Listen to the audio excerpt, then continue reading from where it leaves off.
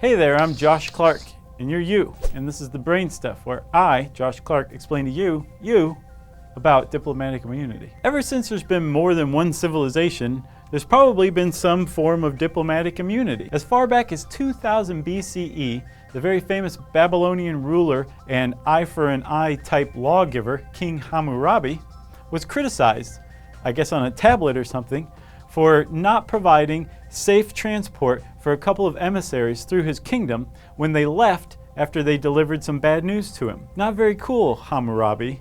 That means that as far back as 4,000 years ago, the idea behind diplomatic immunity was already a custom. So what King Hammurabi failed to observe was the tenet of diplomatic immunity called personal inviolability. And it basically says, don't kill the messenger. No diplomat or anybody on a diplomatic mission should be injured, killed, harmed, or detained, or kept from their business in any way, shape, or form. In fact, it's so ingrained in international relations, and has been for so long, that even when some parties have failed to observe it, other parties have decided not to retaliate. Very famously, Darius I, the king of Persia, did not kill a couple of Spartan emissaries that he had hanging out at his court when the Spartans kicked his emissaries into a bottomless pit.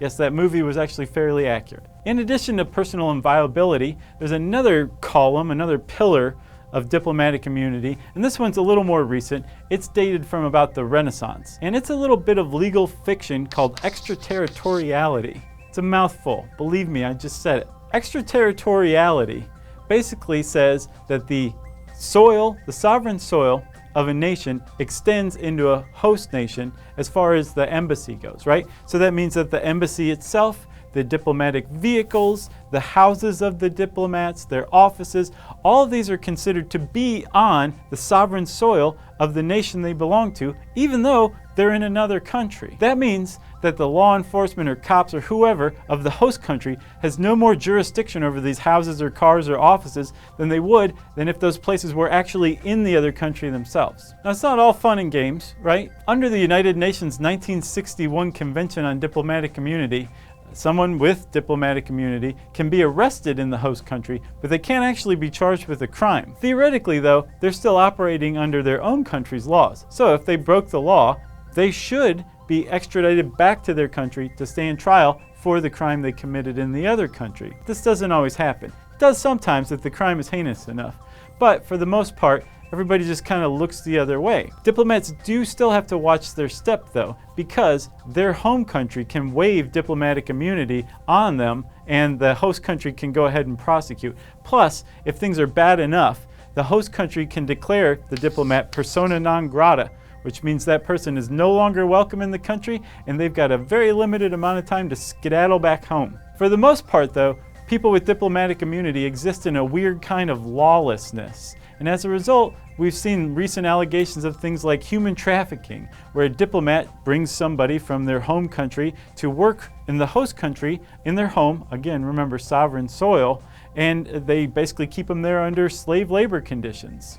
But hey, diplomatic immunity. We also saw it in 2010 in Haiti when the United Nations cited diplomatic immunity to protect some of its peacekeepers who were alleged to have started a cholera outbreak that killed as many as 8,000 people. And closer to home, back in New York City, the unpaid parking tickets in 2011 alone of people with diplomatic immunity totaled $16.7 million.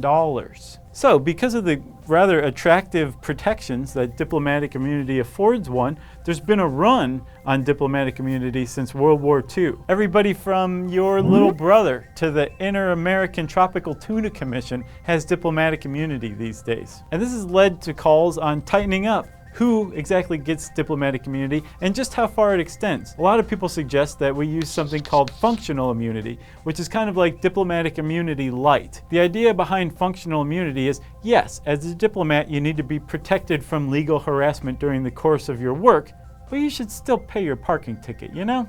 So, what heinous, horrendous things would you do if you had diplomatic immunity? Let us know in the comments section below. And while you're down there, go ahead and subscribe. And hey, go to HowStuffWorks.com.